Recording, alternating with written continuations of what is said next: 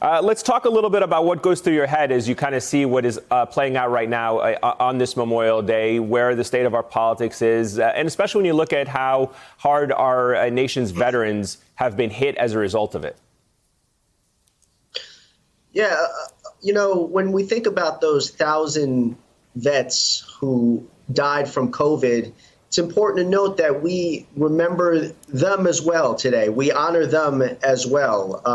Just as we honor all of those veterans who have subsequently taken their lives after their deployments or have died from substance abuse. And we, of course, remember and honor those veterans today who paid the ultimate sacrifice so we could have the freedoms that we enjoy each and every day.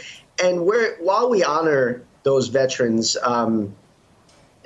we also need to note, and this is a nuanced point here, that they were not and never were superhuman, but they did superhuman things. They were people just like you and I who had parents and brothers and sisters and friends and hopes and dreams, and they gave all that up so we could fulfill ours.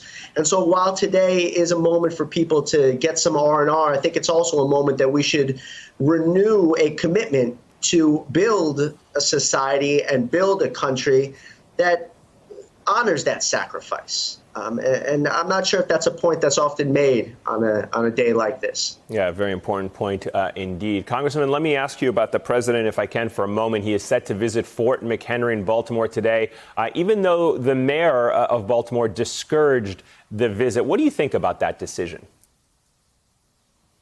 Look, the president of the United States has the right to visit anywhere in the country he or she would like to.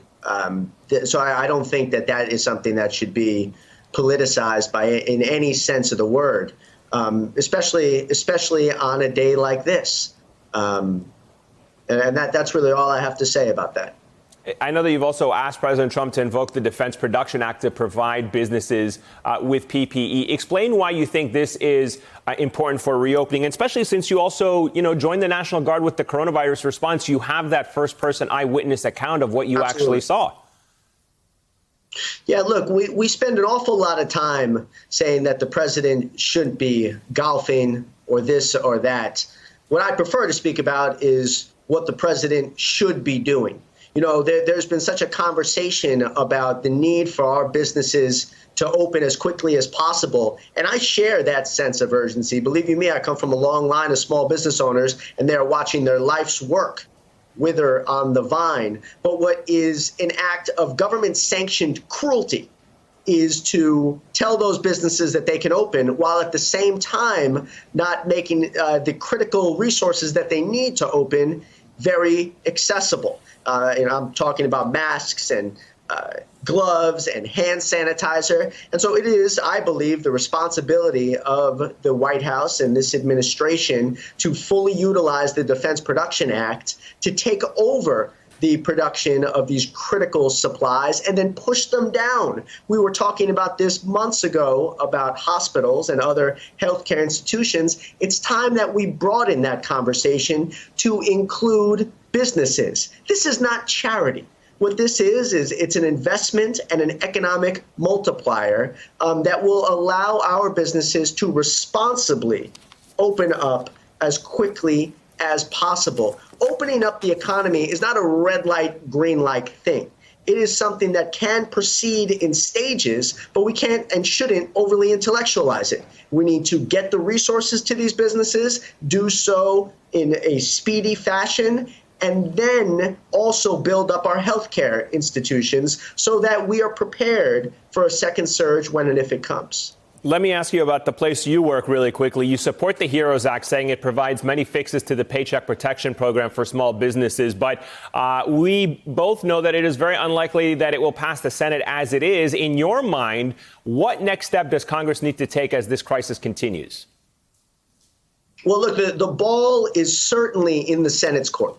The ball is in the Senate's court when it comes to additional economic stimulus. The ball is in the Senate's court when it comes to that urgent need for state and local funding. So my question to Mitch McConnell and the other senators in both the Democrat and Republican Party is, quite frankly, are you satisfied with the status quo?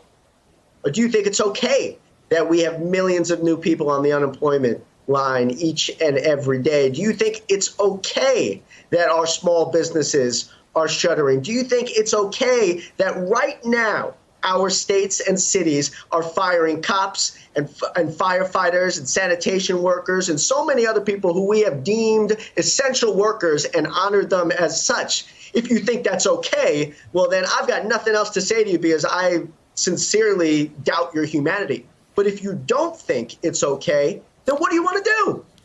Tell us what your solution is, and then let's have a sensible and nonetheless speedy discussion about how to get it done. Hey there, I'm Chris Hayes from MSNBC. Thanks for watching MSNBC on YouTube. If you want to keep up to date with the videos we're putting out, you can click subscribe just below me, or click over on this list to see lots of other great videos.